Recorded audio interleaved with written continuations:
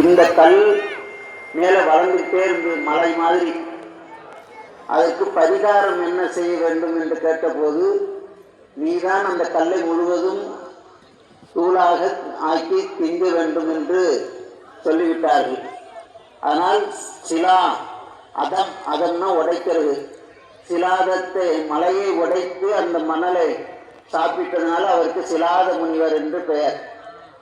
அவருடைய புத்திரனாக நந்தியம்பெருமான் தோன்றுகிறார். ஏன்னா புத்து என்கின்ற நரகத்திலிருந்து மீட்பவன் தான் புத்திரன். அதனால நந்தியம்பெருமான் தோன்றுவதற்காக அப்போது அவர் வரம் கேட்கிறார். உனக்கு அறிவுடை பிள்ளையாக இருந்தால் 16 ஆண்டு காலம் கிடைக்கும், இல்லைன்னா அறிவில்லாத பிள்ளை எத்தனை வருஷம் வேணாலும் இருக்கலாம் அப்படின்னு சொல்றார். அறிவுடைய பிள்ளையாக வேண்டும் என்று அவர் தவம் இருந்து நந்தியம்பெருமானை பெறுகின்றார்.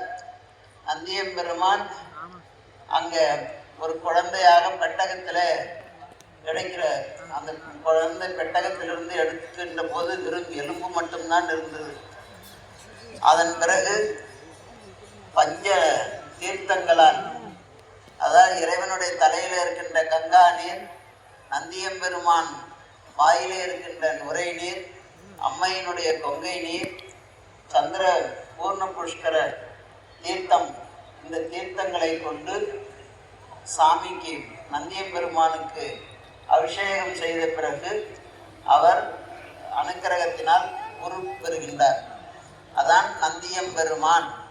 இந்த நந்தியம்பெருமான் தான் கைலாயத்தில் இறைவனுக்கு மெய்காப்பாளர் பிள்ளையாக இருக்கிறார்.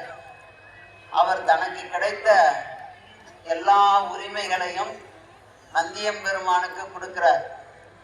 நேற்றைய நாள் திருவாதிரை நட்சத்திரத்தில் திருவையாற்றிலே அவர் அவதாரம் செய்து அதன் பிறகு மாலையிலே பட்டாபிஷேகம் செய்யப்படுகிறது. கைலாய பரம்பரையில் வந்த சைவாதீனங்கள் 18க்கும் முதல் குருநாதராக விளங்குகின்றவர். இவர் கையில பெரம்பு வச்சிருக்கிறார். நந்தியம்பெருமான் முதலாக செங்கோலை கையில் வாங்கியவர் நந்தியம்பெருமான் தான். அதன் பிறகுதான் எல்லோரும் செங்கோல் பிடிக்க வைத்திருக்கிறார்கள். அதனால அந்த நந்தியம்பெருமான் அந்த பெரம்பை வச்சுட்டு ஒரு பக்கம் 1000 பெருமாக்கள் இருப்பார்கள், 1,00,000 பெருமாக்கள் இருப்பார்கள், கோடிக்கணக்கான திருமால்கள் இருப்பாங்க. இவங்களெல்லாம் வழி வழி வழி என்று தலையில் அடிப்பாராம். தலையில் அடித்தோன்னா அவங்க அடி பொறுக்காம ஒதுங்கி நிற்பாங்க. சாமி வரார் என்கின்றத நந்தியம்பெருமான் தான் அறிவித்துட்டு வருவார். அதனால அவருடைய பெரம்பை பார்த்து மோந்து பார்த்தோம்னா துலபம் நாரும் அப்படிங்கிறார். வேத்திரை படை கொண்ட பங்கயம்னா பூ, தாமரை பூ. தாமரை பூவினுடைய வாசமும் துளசி வாசமும் தான் அந்த கையில் இருக்கின்ற பெரும்பிலே நாருமாம். பங்கயம் துலபம் நாரும் வேத்திரை படை பொறுத்த செங்கயம் பெருமானந்து சீரடி கமலம் போற்றி என்று இருக்கிறது. அதனால் சைவாதீனங்கள் பரம்பரை வருகின்ற போது முதல் குருநாதராக அவர் சிவபெருமான் அவருக்கு தீட்சை செய்ய நேற்று நாள் அங்க பஞ்சாட்சர தீட்சையும் பட்டமும் சூட்டி கிரீடம் சுட்டு அவருக்கு செய்யப்பட்டது. அதன் பிறகு சனகர், சனாதனர், சத்தியஞான தரிசினி, பரஞ்சோதி முனிவர், இவர் அகச்சந்தானம் என்று பெயர். அவர்களுக்கு பிறகு மெய்கண்டார், அருணந்தி சிவம், மறைஞான சம்பந்தர், உமாபதி சிவம், தங்கை மெய்கண்டார், சிற்றம்பல நாடிகள், பழுதுகட்டி ஞானப்பிரகாசர் என்று வரிசையாக அந்த குரு பரம்பரை ஆதீனங்களுக்கெல்லாம் தோன்றுகிறது. திருவையாற்று ஐயாற்றம் பெருமான் உற்சவத்திலே எல்லா திருக்கோயில்களையும் உற்சவத்தில் ஒரு நாள் திருக்கல்யாணம் இருக்கும்.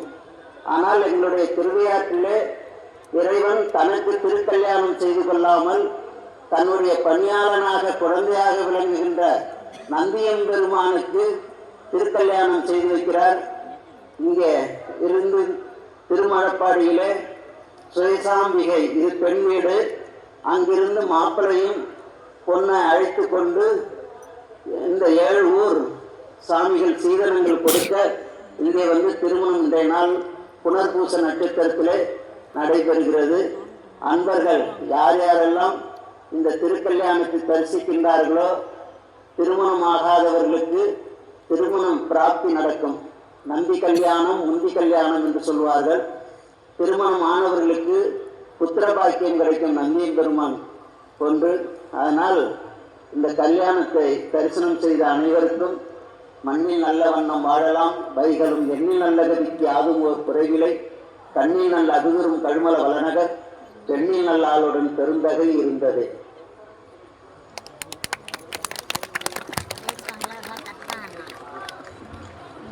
இத்தருணத்திலே நந்தியம் பெருமானுடைய திருக்கல்யாண வைபவத்திலே முதல்ல அனுப்பி விக்னேஸ்வர பூஜையானது விநாயக பெருமான் வழிபாடோடு துவங்கி இந்த இடத்தை எல்லாம் சுத்திகரிக்கும் முட்டு புண்ணியாகவாச்சனம் சுவாமிக்கும் அம்பாளுக்கும் கலச ஸ்தாபிதம் என்று சொல்லக்கூடிய கலசத்திலே இறைவனையும் அம்பிகையும் எழுந்தருளச் செய்யக்கூடிய பூஜையானது தொடர்ந்து நடைபெற்று சுவாமியை அக்னி முகமாகவும் பூஜைகள் எல்லாம் செய்யப்பட்டு சுவாமியினுடைய நந்தியம் பெருமானுடைய மூல மந்திரங்களை சொல்லி யாகம் வளர்க்கப்பட்டு சுவாமிக்கு மகா அபிஷேகம் என்று சொல்லக்கூடிய விசேஷமான மகாபிஷேகங்கள் எல்லாம் தொடர்ந்து நடைபெற்று கலசாபிஷேகம் நடைபெற்று சுவாமி இப்ப ஆனந்த கோலத்தோடு அலங்கார கோலத்தோடு காட்சி தருகின்றார். அதனை தொடர்ந்து இப்ப இந்த விவாக சடங்களுடைய பூஜையானது முதல்ல சுவாமிக்கு பூணூல் அணிவித்தல் என்கின்ற யஜ்ஞோபவீத தாரணமானது நடைபெறும். அதனை தொடர்ந்து கல்யாணத்திற்காக ரக்ஷாபந்தனம் என்று சொல்லக்கூடிய காப்பு கட்டுதல்